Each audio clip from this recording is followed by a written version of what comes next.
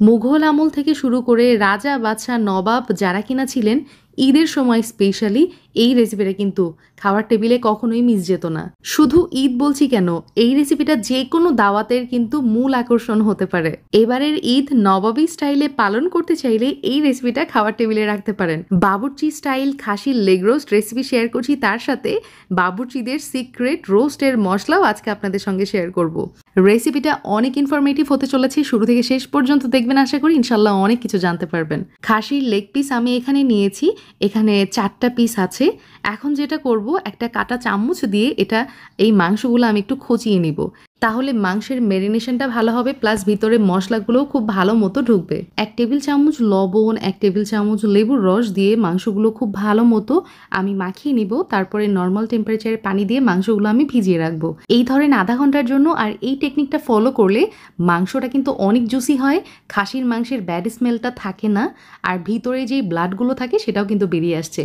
আধা ঘন্টা পর পানি ঝরিয়ে লেগ পিসগুলো একটা পাত্রে নিয়েছি। 6 টেবিল চামচ টক দই এখানে ব্যবহার করেছি, 1/2 চা চামচ আমি লাল মরিচের গুঁড়া ব্যবহার করেছি, তার সাথে জিরা গুঁড়া 1 চা চামচ, ধনিয়া গুঁড়া 1 চা চামচ, আরও দিয়ে দিচ্ছি এখানে লবণ 1 চা চামচ মতো। এখন সব কিছু উপকরণ খুব ভালো মতো মিক্স করে নিব এবং এই যে লেগ পিসের গায়ে আমি মাসাজ করে নিচ্ছি, আর এইভাবে এটা রেস্টে রাখবো এই ধরেন 2 ঘন্টা।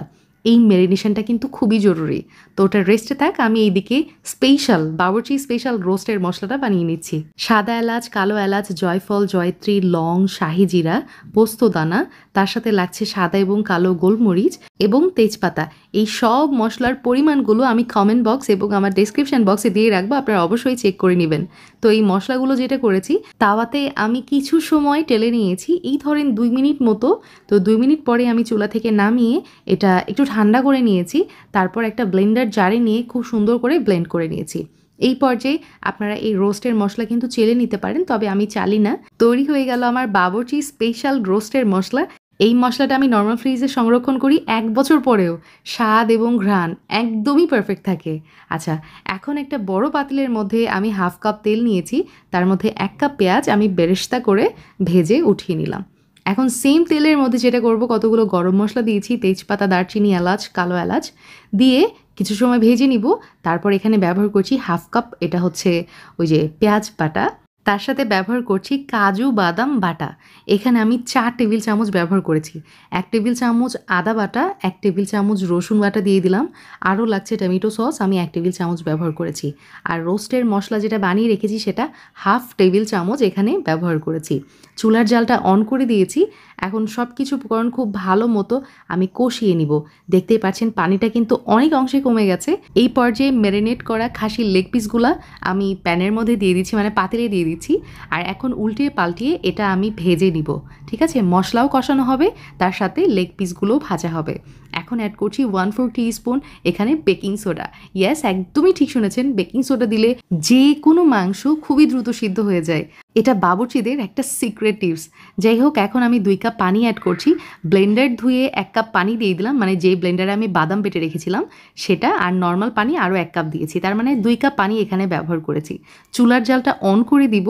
বলক চলে আসলে আমি এখানে ব্যবহার করছি 2 টেবিল চামচ কাঁচা মরিচ বাটা। চুলার জালটা লোতে রেখে আমি ঢাকনা দিয়ে এটা জাল করে নিয়েছি প্রায় আধা ঘন্টা। দেখতেই পাচ্ছেন কত সুন্দর করে আমার এই মাংসগুলো কষানো হয়ে গেছে। এখন আমি দিয়ে দিচ্ছি 1 কাপ পরিমাণ দুধ, তার সাথে কিশমিশ ব্যবহার করেছি 1 মুঠো, কতগুলো আলু বোখারা দিয়ে দিলাম, আরও লাগছে কাঁচামরিচ। এখানে আস্ত কাঁচামরিচ জাস্ট আমি একটু ভেঙে দিয়ে দিলাম। কেওড়া জল এবং গোলাপ জল আমি 3 to 4 ড্রপস করে ইউজ করেছি। তার সাথে ঘি ব্যবহার করেছি 2 টেবিল চামচ, লবণ দিয়ে দিলাম আমার স্বাদ মতো, তার সাথে চিনি ব্যবহার করেছি 2 চা চামচ। হাতের কাছে যদি মাওয়া থাকে তাহলে বেস্ট, না হলে আমার মতো এইভাবে গুঁড়া দুধও ব্যবহার করতে পারেন। এখানে 4 টেবিল চামচ মতো গুঁড়া দুধ দিয়ে দিলাম। এখন নেড়ে চেড়ে আমি যেটা করব, ওপর দিয়ে ওই যে বেরেস্তা উঠিয়ে রেখেছিলাম না, তো সেই বেরেস্তা দিয়ে দিলাম। পাতিলটা কাভার করে চুলার একদমই লো আছে আমি খাসির রোস্টটা জাল করে নিয়েছি, এই ধরেন 25 থেকে 30 মিনিট মতো। তো আলহামদুলিল্লাহ ডান হয়ে গেছে, চুলা থেকে নামিয়ে নিচ্ছি। নবাবী স্বাদের খাসির লেগ রোস্ট একদমই ready.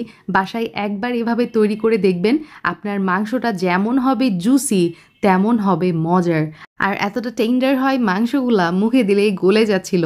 So enough for today, ইনশাআল্লাহ আবার দেখা হবে। আল্লাহ হাফেজ, আসসালামু আলাইকুম।